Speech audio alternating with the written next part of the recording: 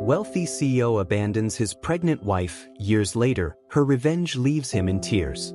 It was an unusually quiet evening in the grand estate that Emily had called home for the past 3 years.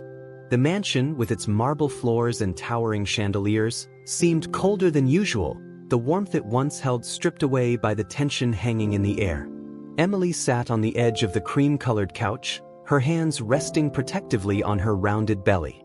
Her heart raced, though she wasn't sure if it was from anxiety or the weight of the news her husband, Charles, had just delivered.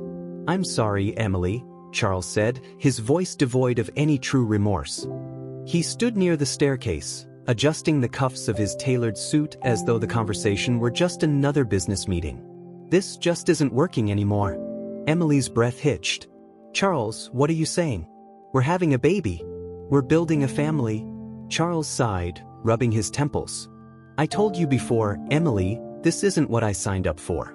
I thought I wanted a wife, a family, the whole package. But it turns out I don't." Tears welled up in Emily's eyes. "You can't just walk away. We're married, Charles. We vowed to build a life together. How can you leave me now when I need you the most?" He turned to face her, his expression cold and calculated. "I'm leaving because I can't let you drag me down. Do you know how this will look to the board if they find out I'm tied to a wife and a kid? They expect me to be focused, sharp, unencumbered by personal distractions." Emily stood, the weight of her pregnancy making the simple movement feel monumental. "Distractions? That's what I am to you. What this baby is." Charles shrugged, his indifference cutting deeper than any words could. "I'm sorry, Emily, but I need to think about my career. You'll figure it out. You're resourceful." "Resourceful?" Emily repeated, her voice rising with disbelief. "You're leaving me with nothing, Charles. No family, no home, no income. How am I supposed to raise a child alone?" "That's not my concern," Charles said simply, heading toward the door. "You'll manage." As the door clicked shut behind him, Emily collapsed back onto the couch, her tears flowing freely. The man she had trusted, the man she had built her life around, had abandoned her in the most vulnerable moment of her life. For a few agonizing minutes, she allowed herself to feel the weight of her despair. But then, something shifted. She placed a hand on her belly, feeling the gentle flutter of her unborn child, and a steely determination began to take root. "I'll figure it out," she whispered to herself. "For both of us." The weeks that followed were some of the hardest of Emily's life. Charles had wasted no time cutting her off completely. Her credit cards were declined, her access to their joint bank accounts revoked. She had no family to turn to, her parents had passed away years ago, and her friends were mostly from Charles's social circles, people who now avoided her calls. She was forced to leave the mansion, the bank repossessing it almost immediately. She found a small, dingy apartment in a less-than-desirable neighborhood, its peeling paint and creaking floors a stark contrast to the luxury she had once known. She sold her engagement ring to cover the deposit and the first month's rent, a painful but necessary sacrifice. Her mornings were spent scouring job boards, her afternoons going from interview to interview, her growing belly making potential employers hesitate. "We'll call you," they always said, their polite smiles barely hiding their doubts. In the evenings, she sat by the window, her hand resting on her belly as she whispered to her unborn child. "I'm doing this for you," she would say. "I promise I'll give you a better life than this." One day, as she sat in a crowded coffee shop with her laptop, a flyer caught her eye. It was tacked to the community board near the entrance, advertising a job fair for small businesses. It wasn't the corporate career she had once envisioned, but it was a start. The job fair was a chaotic mix of booths and eager applicants, but Emily moved through it with quiet determination. At one table, she met a woman named Clara, who owned a small catering business and was looking for part-time help. "I don't have much experience," Emily admitted. "But I'm a quick learner, and I'm willing to work hard." Clara studied her for a moment, then smiled. "I like your attitude. Can you start tomorrow?" "Yes," Emily said, relief washing over her. "Thank you. I won't let you down." Over the next few months, Emily threw herself into her work. Clara quickly became more than an employer, she became a mentor and a friend. She taught Emily the ins and outs of the catering business, encouraging her to take on more responsibilities as her confidence grew. "You've got a knack for this," Clara said one evening after a successful event. "Have you ever thought about starting your own business?" Emily hesitated, the idea both exciting and terrifying. "I wouldn't even know where to start." "You've already started," Clara said with a smile. "You just need to believe in yourself." When Emily's son, Lucas, was born, her world shifted once again. Holding him in her arms for the first time, she felt a love so profound it brought tears to her eyes. "It's just you and me now," she whispered to him. "But we're going to be okay. I promise." Lucas became her motivation, her reason for pushing forward even when the odds seemed insurmountable. She worked long hours, juggling her job at the catering company with her dreams of starting her own business. Every spare moment was spent researching, planning, and saving every penny she could. By the time Lucas was 3, Emily had saved enough to launch her own small catering business, focusing on affordable, family-friendly events. She operated out of a tiny rented kitchen, balancing her work with her responsibilities as a single mother. Her business started small, but word quickly spread about her creativity, reliability, and warm personality. Clients appreciated not just her food but the care she put into every detail, and soon, her calendar was booked months in advance. Through it all, Emily made sure Lucas always came first. She attended every school play, every soccer game, cheering him on with a pride that filled her heart. Meanwhile, Charles's life had taken a very different path. He had risen to the top of his company, his name splashed across business magazines and headlines. He hosted extravagant parties, flaunting his wealth and status, always surrounded by the most glamorous people in the city. But beneath the surface, cracks were beginning to show. His relationships were shallow, his friendships transactional. The more he achieved, the emptier he felt, though he would never admit it to anyone, least of all himself. His arrogance blinded him to the growing resentment among his employees and competitors, leaving him vulnerable in ways he couldn't see. By the time Lucas turned 6, Emily's catering business had grown into something far beyond what she had imagined. What started as a small operation had blossomed into a thriving company known for its innovative menus and personal touch. Her story, of a single mother building a business from the ground up, caught the attention of local media, and soon, she became something of a community figure. Emily Hart, the headline read, "The Single Mom Redefining Catering in the City." The article praised her grit and determination, highlighting how she balanced raising her son with running a successful business.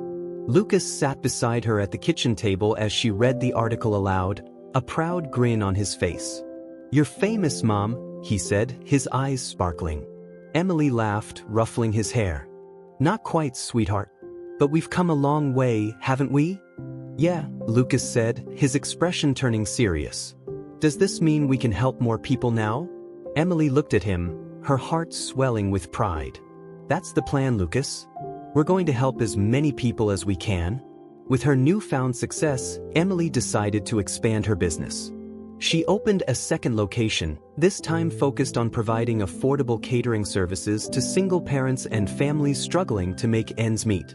She hired employees who, like her, had faced significant challenges but were determined to rebuild their lives.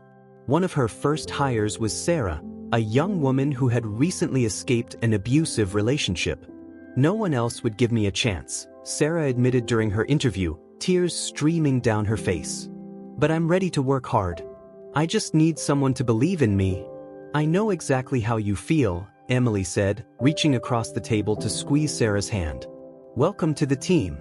As Emily's business grew, so did her influence. She began speaking at events, sharing her story to inspire others. At one such event, she stood before a crowd of entrepreneurs, her voice steady and confident as she recounted her journey. "Success isn't about where you start," she said, her gaze sweeping over the audience. "It's about where you're willing to go. When I hit rock bottom, I had a choice: give up or fight for the life I wanted for myself and my son. I chose to fight. And if I can do it, so can you." The crowd erupted into applause, and Emily smiled, a sense of fulfillment washing over her. She had found her purpose, not just in building a business, but in empowering others to overcome their own challenges. Meanwhile, Charles's life was beginning to unravel. On the surface, everything seemed perfect. He still held his position as CEO, his company was thriving, and he continued to enjoy the trappings of wealth and power. But beneath the glossy exterior, cracks were forming. His employees had grown resentful of his harsh management style and lack of empathy. Whispered complaints about his arrogance and disregard for others circulated throughout the office. And his personal life was equally hollow. Relationships came and went, each one more superficial than the last. One evening, as he stood in his penthouse overlooking the city, a glass of scotch in his hand, he couldn't shake the nagging feeling that something was missing. He had everything he thought he wanted: money, power, status, but it wasn't enough. For the first time in years, his thoughts drifted to Emily. He wondered what had become of her, how she had managed after he left. The memory of her tear-streaked face haunted him, though he quickly pushed it aside. Emily's life, however, was only getting better. Lucas, now a bright and curious 10-year-old, was thriving in school. He shared his mother's determination and compassion, often volunteering to help with her business's charitable efforts. One evening, as they sat together going over his homework, Lucas asked a question that caught Emily off guard. "Mom," he said, his voice hesitant, "why don't I have a dad?" Emily froze for a moment, the question slicing through her like a blade. She had always known this day would come, but she wasn't prepared for how much it would hurt. Taking a deep breath, she set down the pencil she had been holding and looked at her son. "You do have a dad, Lucas," she said gently. "But he made some choices that meant he couldn't be here with us. Does he know about me?" Lucas asked, his brow furrowing. "Yes," Emily said, her voice steady. "He knows. But sometimes, people make mistakes, and they don't realize what they've lost until it's too late." Lucas nodded, his expression thoughtful. "It's okay, Mom. I don't need him. I have you." Tears filled Emily's eyes as she pulled him into a hug. "And I'll always be here for you," she whispered. "Always." Emily's determination to build a better life for herself and Lucas only grew stronger after that conversation. She expanded her business further, opening a third location and launching a foundation to support single mothers. Her work gained national recognition, and she was soon invited to speak at conferences and events across the country. It was during one of these events that Emily learned of an opportunity that would change everything. Charles's company, once a giant in the industry, was in trouble. A series of poor decisions had left it vulnerable to a hostile takeover, and the board was scrambling to find a solution. Emily, now a savvy and successful entrepreneur, caught wind of the situation through a business associate. "They're looking for someone to buy the majority of the shares," the associate explained. "It's a risky move, but with the right leadership, the company could turn around." Emily's mind raced. She knew this was her chance, not just to expand her own business empire, but to finally confront the man who had abandoned her and Lucas. "I'll do it," she said, her voice firm. Over the next few weeks, Emily worked tirelessly to finalize the deal. When the paperwork was complete, she became the majority shareholder of Charles's company, effectively giving her control of the board. The day of the board meeting arrived, and Charles walked into the conference room, oblivious to what was about to happen. He was expecting to discuss strategies to save the company, unaware that the new majority shareholder would be present. When he entered the room, his confident stride faltered as his eyes landed on Emily, seated at the head of the table. She was poised and elegant, her presence commanding the room. "Emily," he said, his voice laced with disbelief. "What are you doing here?" She met his gaze, her expression calm but resolute. "I'm the new majority shareholder, Charles. This company is under my control now." The room fell silent as the board members exchanged shocked glances. Charles, usually quick with a sharp retort, was rendered speechless. Emily stood, addressing the board with the confidence of someone who had fought her way to the top. "This company has suffered under poor leadership for too long," she said, her voice steady. "It's time for a change. And I intend to make that change." Charles, regaining his composure, scoffed. "You think you can run a company like this? You don't know the first thing about—" "I know more than you think," Emily interrupted, her tone cutting. "And I know that a leader's job is to lift people up, not tear them down. Something you've never understood. Charles's face turned red, but he said nothing. He could see the board members nodding in agreement, their loyalty to him crumbling before his eyes. The room was suffocatingly silent as Emily held her ground at the head of the boardroom table. The weight of her presence was undeniable, and Charles, for the first time in his life, felt small. His hands clenched the back of his chair as he struggled to regain control of the situation. "This is absurd," Charles said, his voice strained. "You can't possibly think you're capable of running this company. It's one thing to play small business owner, Emily, but this is the real world. This company is far more complex than anything you've dealt with." Emily didn't flinch.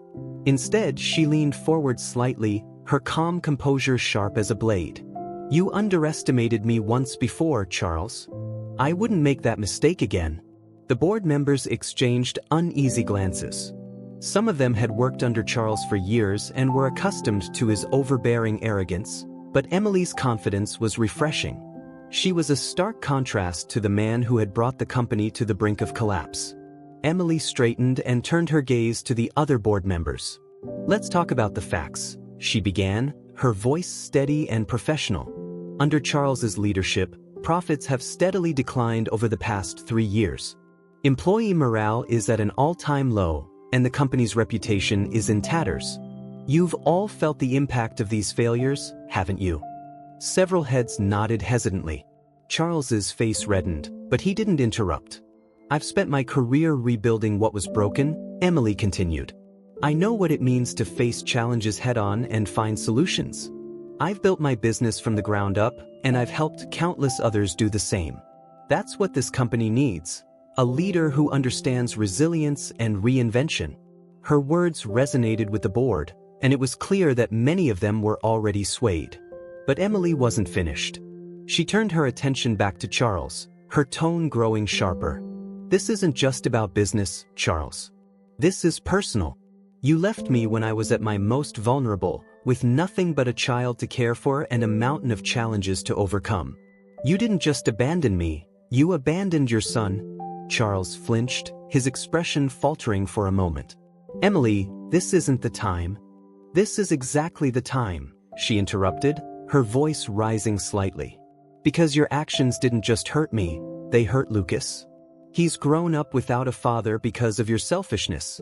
And you want to lecture me about leadership? Leadership is about accountability, something you've avoided your entire life." The board members shifted uncomfortably, clearly unprepared for the personal revelations unfolding before them. But Emily didn't care. This was her moment to speak her truth, and she wasn't going to hold back. "Charles," she said, her voice softening just enough to be chilling, "this company is a reflection of who you are, hollow, broken, and desperately clinging to an image of success. But that image is gone now. It's over." She turned back to the board. "I'm not here to humiliate anyone. I'm here to save this company. If you're willing to trust me, I'll work tirelessly to restore what's been lost. But that starts with removing the source of the problem." Her eyes locked with Charles's as she delivered the final blow. "Effective immediately, I'm voting to remove Charles as CEO." The room erupted into murmurs as the board members processed her words. Charles's face twisted in anger and disbelief. "You can't do this," he spat. "This is my company." Emily remained calm. "Actually, it's not. As the majority shareholder, I have the authority to make this decision. But the board will have the final say. Let's put it to a vote."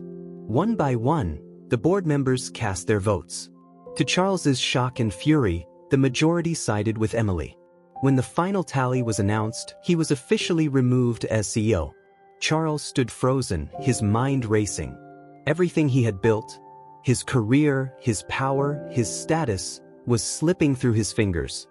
He turned to Emily, his voice shaking. "You'll regret this." Emily met his gaze, her expression unyielding.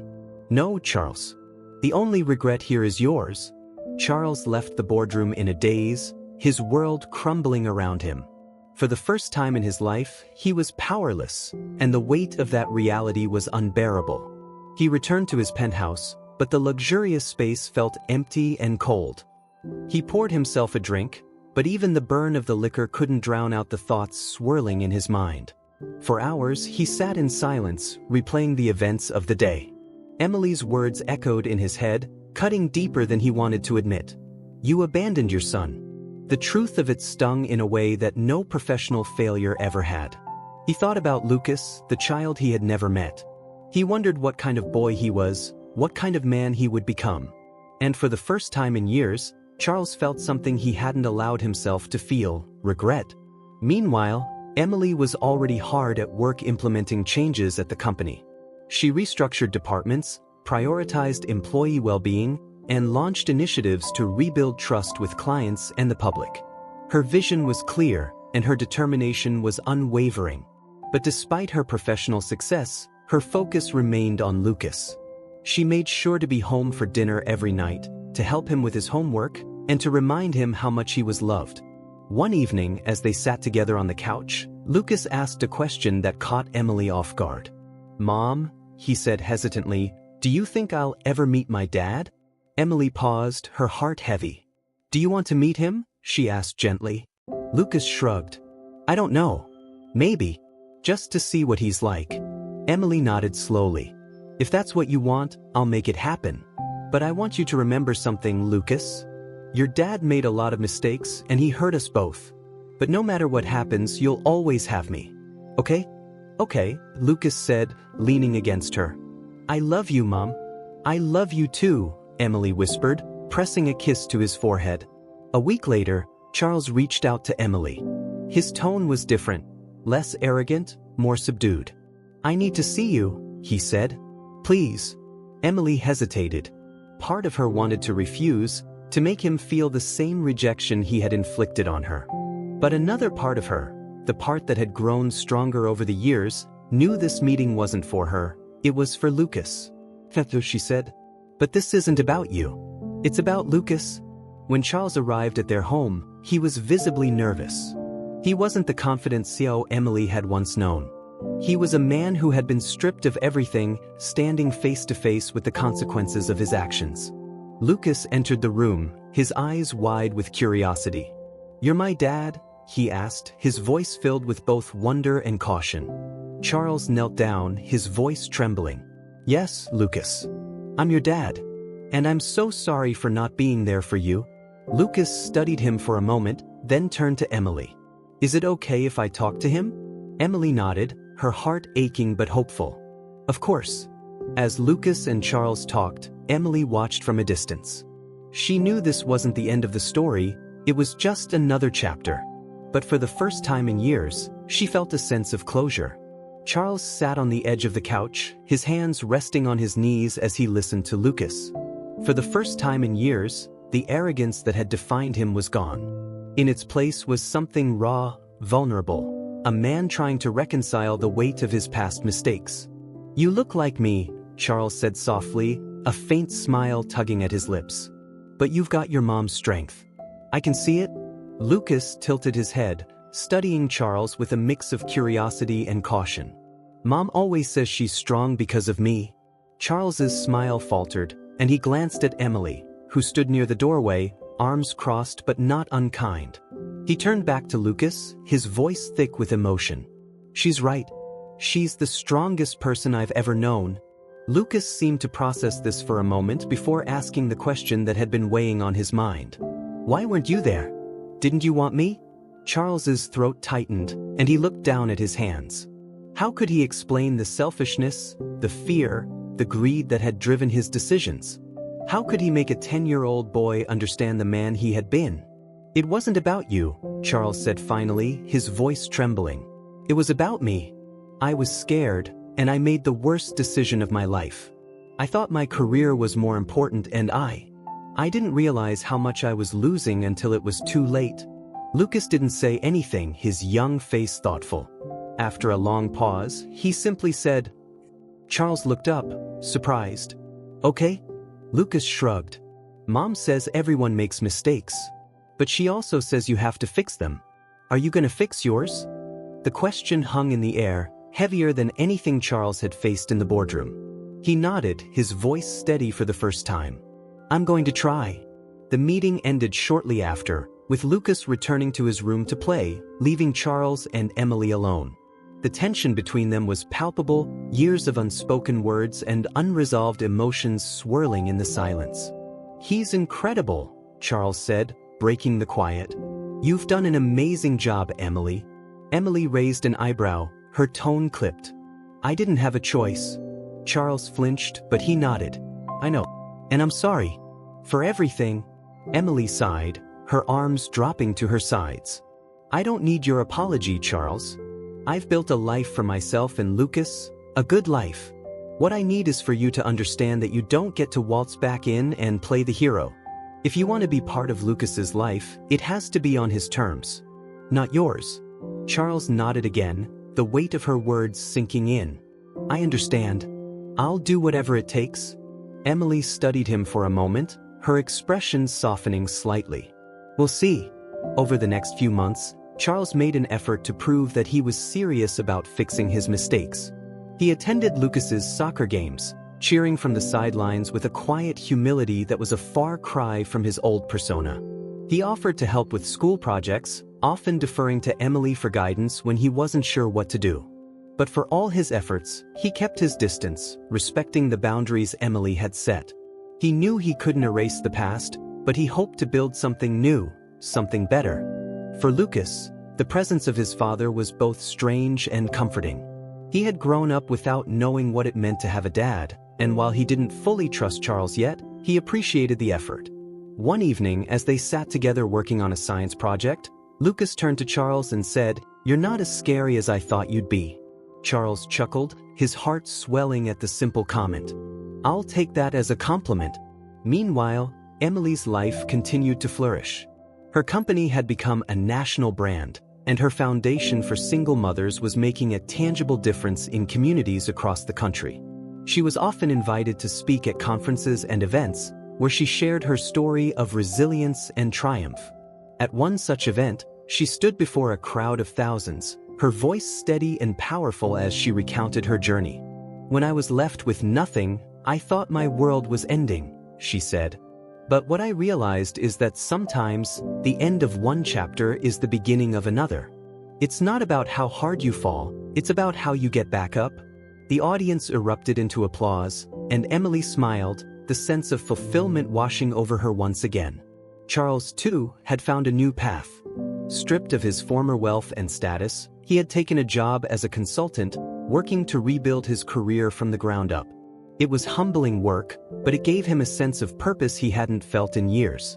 He also began volunteering at Emily's foundation, offering his business expertise to help single mothers navigate the challenges of starting their own ventures. It was a way to give back, to use his skills for something meaningful. At first, Emily had been skeptical of his involvement, but over time, she saw the sincerity in his actions. While she would never forget the pain he had caused, she began to see glimpses of the man he could become. One evening, as the three of them sat together at a cafe, something that had become a regular occurrence, Lucas looked at his parents and said, "This is nice. It feels like family." Emily and Charles exchanged a glance, both surprised by the comment. Emily reached out and squeezed Lucas's hand. "It is, sweetheart. In its own way, it is." Charles nodded, his voice soft. "Thank you for letting me be a part of it." Emily smiled faintly, a hint of forgiveness in her eyes. "Don't make me regret it." Years later, as Lucas prepared to graduate from high school, the three of them stood together on the school's lawn, watching as he received his diploma. Charles clapped proudly, his face beaming, while Emily wiped away a tear. "I can't believe he's grown up," Charles said, his voice filled with awe. "Neither can I," Emily admitted. "But he turned out pretty great, didn't he?" "He did," Charles agreed. "Because of you." Emily turned to him, her expression thoughtful. "And because he finally had both of us. It wasn't always easy, but we made it work." Charles nodded, his gratitude evident. "Thank you, Emily, for giving me a chance to be his father." Emily smiled, a genuine warmth in her eyes. "It wasn't for you, Charles. It was for him." As they watched Lucas celebrate with his friends, Emily felt a sense of peace she hadn't known in years. Her journey had been far from easy, but it had brought her to this moment, a moment where the past no longer had power over her, and the future was filled with possibility. For Charles, it was a moment of quiet redemption, a chance to prove that even the deepest mistakes could be mended with effort and humility. And for Lucas, it was the culmination of everything his mother had worked for, a life filled with love, resilience, and the strength to overcome any obstacle. Lucas stood in the doorway of his childhood home, the early morning sunlight streaming in through the open windows. His bags were packed, the car idling in the driveway, and Emily stood beside him, her hand resting gently on his shoulder.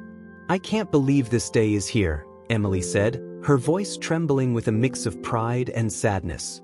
"It feels like just yesterday you were taking your first steps." Lucas grinned, leaning into her touch. "And now I'm walking out the door." Emily gave him a playful swat on the arm, but her smile was genuine. "Don't remind me. It's hard enough letting you go without the jokes." Charles, who stood a few feet away with his hands in his pockets, stepped forward. His gaze lingered on Lucas, as if trying to memorize every detail of his son before he left. "You're going to do great things," he said quietly. "I'm proud of you." "Thanks, Dad," Lucas said, his voice soft. Though their relationship had taken years to build, it now felt natural, even comforting. Lucas had come to see Charles not as the man who had once left, but as the man who had worked to make things right. Emily stepped back, blinking away tears as Lucas gave each of them a tight hug. "Call me when you get there," she said. "And don't forget to eat. I mean real food, not just instant noodles." "I'll try," Lucas said with a laugh, slinging his backpack over his shoulder. "Love you, Mum." "Love you more," Emily said, her voice thick with emotion. The drive to university felt surreal. Lucas had always dreamed of this moment, leaving home, starting fresh, carving out his own path. But now that it was here, he found himself thinking about the people he was leaving behind. His mom, who had sacrificed so much to give him a life full of love and opportunity. His dad, who had spent years trying to make amends and had finally earned his trust. As the campus came into view, Lucas felt a surge of excitement and nervous energy. He parked the car and stepped out, taking in the sprawling buildings, the buzz of students hurrying between classes, and the energy of a place filled with endless possibilities. "All right, Lucas," he muttered to himself, gripping the strap of his backpack. "Time to make your mark." The first few weeks of university were a whirlwind. Lucas threw himself into his studies, eager to prove to himself, and to his parents, that he was ready for this new chapter. He joined a few clubs, made friends in his dorm, and quickly became known for his easygoing demeanor and sharp mind. But despite his busy schedule, Lucas made time to call home every week. He shared stories about his classes, his professors, and the people he was meeting, always making sure to ask how things were going back home. "You sound happy," Emily said during one of their calls. "That's all I've ever wanted for you." "I am, Lucas said, smiling into the phone. "And I wouldn't be here without you." As the semester progressed, Lucas found himself drawn to a cause that reminded him of his mother's foundation. The university had a mentorship program for students from underserved communities, offering guidance and support to help them navigate college life. Lucas signed up immediately, eager to give back in the same way his mom had taught him. His first mentee was a shy freshman named Ethan, who had grown up in foster care and was struggling to adjust to university life. "College is overwhelming," Ethan admitted during their first meeting. "Sometimes I feel like I don't belong here." "I get it," Lucas said, his voice gentle. "It's a big change. But you do belong here, Ethan. You've earned your spot, and I'm here to help you figure things out." Over time, Lucas and Ethan developed a bond, meeting regularly to talk about everything from classes to life goals. For Lucas, it was a chance to channel the lessons he had learned from his parents: resilience, determination, and the importance of lifting others up. Back home, Emily and Charles adjusted to life without Lucas in the house. Emily focused on expanding her business and foundation, while Charles continued his volunteer work, helping single parents navigate the challenges of rebuilding their lives. Their relationship, once defined by pain and resentment, had evolved into something resembling friendship. They still had their differences, but they had learned to respect each other and to prioritize Lucas's happiness above all else. One evening, as they sat together on the porch after a foundation event, Charles turned to Emily and said, "You know, he's got your heart." Emily looked at him, surprised. "What do you mean?" "Lucas," Charles said. "The way he cares about people, the way he's always looking for ways to help. He gets that from you." Emily smiled, her gaze softening. "And he gets his determination from you. Whether I like to admit it or not." Charles chuckled. "I'll take that as a compliment." During his second year at university, Lucas faced his first major challenge. A classmate, Ryan, made an offhand remark during a group discussion about how kids without dads were more likely to fail in life. The comment struck a nerve, and Lucas found himself grappling with old feelings of hurt and insecurity. Instead of lashing out, Lucas channeled his emotions into action. He approached his professor after class and proposed an idea: a campus-wide event focused on redefining family and celebrating resilience in the face of adversity. With the professor's support, Lucas organized the event, inviting speakers from diverse backgrounds to share their stories. Emily and Charles both attended, sitting in the front row as Lucas took the stage to share his own journey. "My family doesn't look like everyone else's," Lucas said, his voice steady. "But that doesn't make it any less real. My mom taught me how to be strong, and my dad taught me that it's never too late to make things right. Together, they've shown me that family isn't about being perfect, it's about showing up." The audience erupted into applause, and Emily wiped away a tear as she watched her son stand tall, his confidence shining through. By the time Lucas graduated, he had made a name for himself on campus as a leader and advocate for change. He had big plans for the future, inspired by the example set by his parents. At his graduation ceremony, as he crossed the stage to receive his diploma, he looked out into the crowd and saw Emily and Charles cheering for him. Their pride was unmistakable, and Lucas felt a surge of gratitude for the journey that had brought them to this moment. After the ceremony, the three of them stood together for a photo, their arms wrapped around each other. "What's next?" Emily asked, her smile bright. Lucas grinned. "I think it's time to give back. Just like you taught me." Charles clapped him on the back. "You're going to change the world, kid." Lucas laughed. "One step at a time." In the years that followed, Lucas started his own nonprofit, focused on mentoring and supporting young people from challenging backgrounds. His work gained national recognition, much like his mother's, and he often credited Emily and Charles for shaping the person he had become. For Emily, watching Lucas thrive was the ultimate reward. Her journey, though marked by hardship, had led to a life filled with purpose and love. And for Charles, seeing Lucas's success was a constant reminder of the second chance he had been given and the importance of making the most of it. As they gathered for a family dinner one evening, Lucas raised his glass and said, "To family, the one we're born with and the one we create." Emily and Charles clinked their glasses with his, their hearts full. Despite everything they had been through, they had built something beautiful together. A legacy of resilience, love, and hope for the future. The years rolled by, and Emily found herself entering a new phase of life. Lucas had graduated from college, established his nonprofit, and was making a name for himself as a passionate advocate for youth empowerment. Though she missed having him around the house, Emily couldn't help but feel immense pride every time she saw him speak at an event or read an article praising his work. Her catering business had grown into a national brand, with franchises in several states. The foundation she had built to support single mothers was thriving, providing housing, job training, and childcare to hundreds of women each year. She had become a fixture on the speaking circuit, sharing her story with audiences across the country and inspiring countless people to turn their struggles into success. But despite her professional achievements, Emily felt a growing restlessness.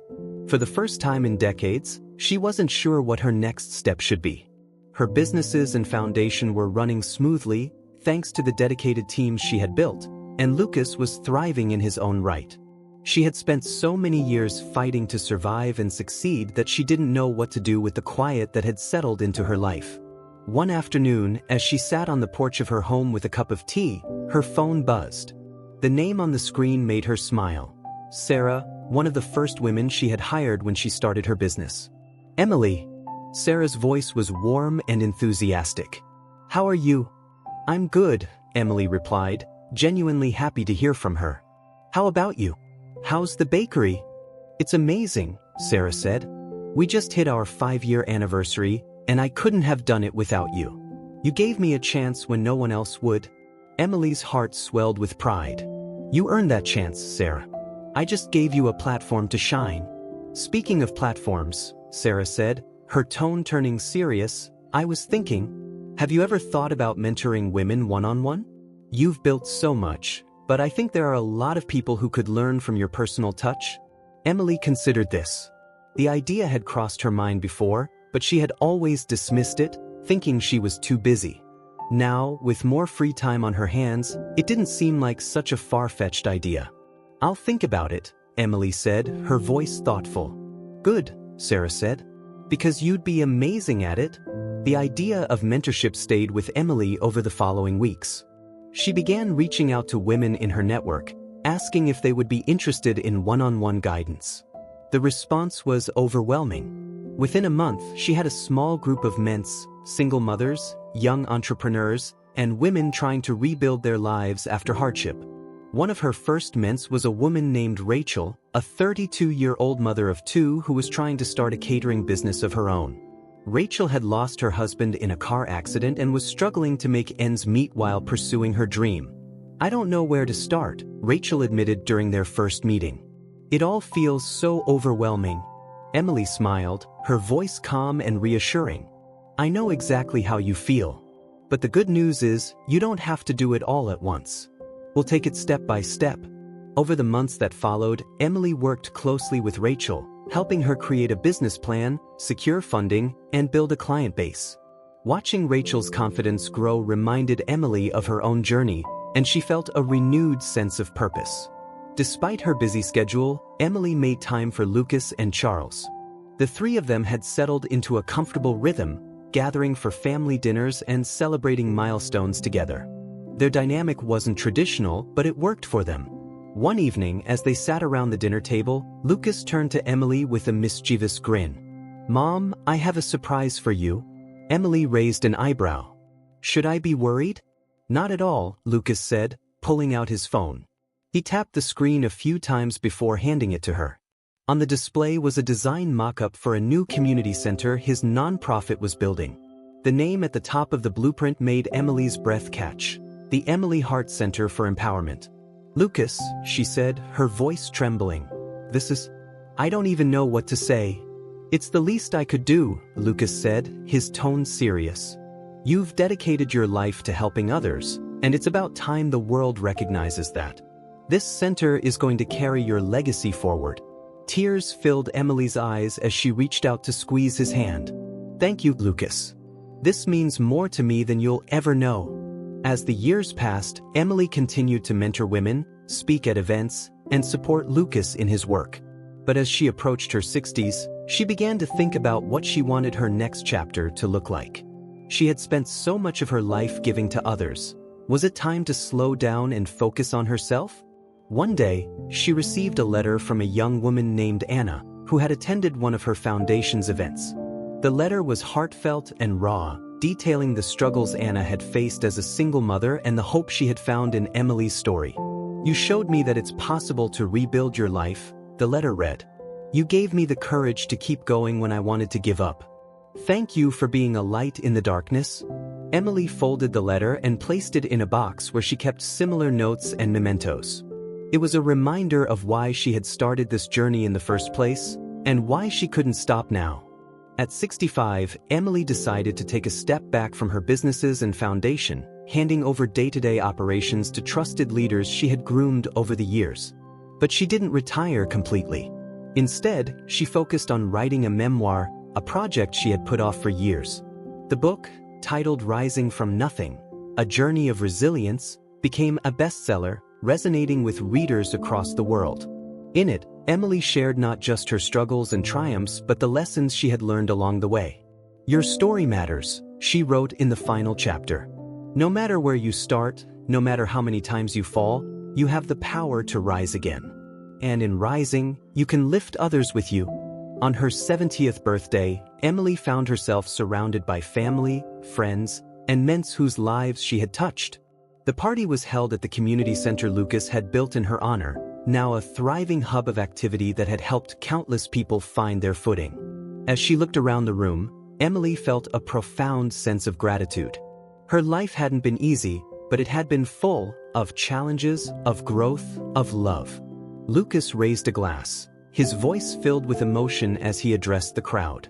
"To my mom, Emily Hart, the strongest, most inspiring person I know. You've taught us all what it means to persevere, to give, and to love unconditionally. Here's to you." The room erupted into applause as Emily smiled, her heart full. She had lived a life of purpose, and now, she was surrounded by the people who had been part of her journey. As the evening wound down, Emily stepped outside to catch her breath. Charles joined her, his face soft with reflection. "You've built something incredible, Emily," he said quietly. "And I'm lucky to have been part of it." Emily looked at him, her expression thoughtful. "We've all built it together, Charles. And it's more than I ever could have dreamed." Under the stars, Emily felt a deep sense of peace.